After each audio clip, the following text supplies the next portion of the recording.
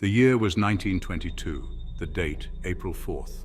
A cold wind blew across the isolated Hinterkaifeck Farm in Bavaria, Germany. Concern turned to dread when neighbors, after days of eerie silence, decided to investigate. What they found would forever stain the history of the small farmstead. The entire Gruber family lay slain. Andreas and Kazilia, their widowed daughter Victoria, and her two young children, Kazilia and Joseph. Even the maid, Maria Baumgartner, had not been spared. The family and their maid had been killed with a pickaxe. The discovery sent shockwaves through the region. Hinterkaifeck. Even the name sounded forlorn. The farmstead was on the outskirts of Gröbming, where neighbors were miles apart. The nearest neighbors, the Gabriel family, lived a 30-minute walk away. Hinterkaifeck felt cut off from the world, surrounded by dense woods. The farm was a rambling structure, its age evident in the sagging roofline. A palpable unease had settled over Hinterkaifeck. Andreas Gruber confided in neighbors about strange occurrences. He found an unfamiliar newspaper on the property. A set of house keys vanished.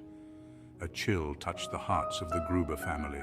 They were living on borrowed time. The strange occurrences at Hinterkaifeck were not confined to the physical realm. There was an unsettling feeling that something was amiss, a creeping dread that seeped into the very bones of the farmhouse.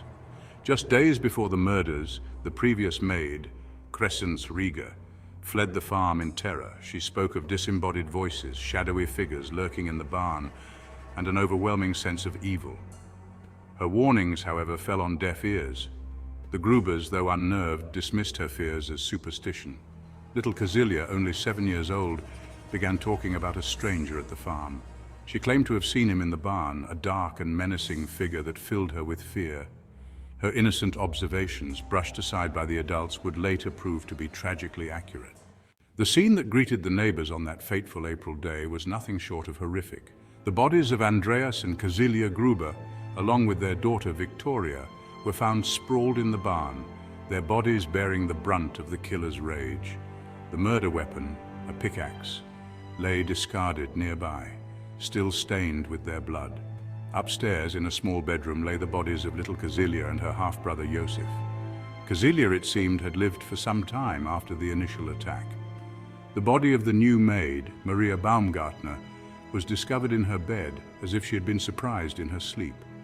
The killer had taken care to cover her face with a sheet, a chilling detail that hinted at a disturbing familiarity with the victims.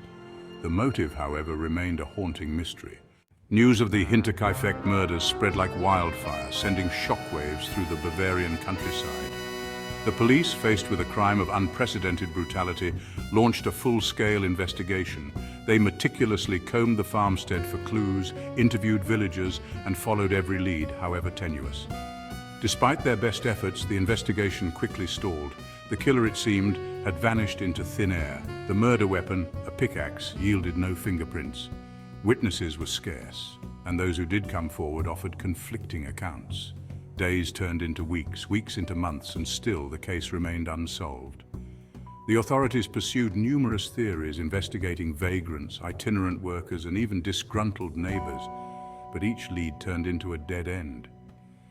The Hinterkaifeck murders had become a macabre puzzle, its pieces scattered to the wind. The investigation, plagued by dead ends and fueled by rumor, cast a wide net of suspicion. Several individuals emerged as persons of interest, their lives scrutinized, their motives questioned. One of the prime suspects was Lorenz Schlittenbauer, a neighbor who had fathered an illegitimate child with Victoria Gruber. He had a motive and the knowledge of the farm's layout, but he vehemently denied any involvement, and there was no concrete evidence to link him to the crime.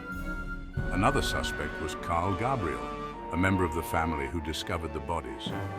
Rumors circulated that he had quarreled with Andreas Gruber over property lines and inheritance. However, like Schlittenbauer, he maintained his innocence, and the police were unable to find any conclusive evidence to support the allegations. More than a century has passed since the grisly murders at Hinterkaifeck, and the case continues to fascinate and frustrate in equal measure. The farm itself, a silent sentinel to the tragedy, was demolished a year after the murders, but its memory refuses to fade. Over the years, countless books, documentaries, and podcasts have attempted to unravel the mystery of Hinterkaifeck. Modern forensic techniques unavailable to the investigators of the 1920s have offered tantalizing glimpses into the past. DNA analysis has ruled out some suspects and hinted at the possible involvement of others. Yet despite these advances, a definitive answer remains elusive. The Hinterkaifeck murders serve as a stark reminder of the dark side of human nature, of the capacity for violence that lurks beneath the surface of even the most seemingly peaceful communities.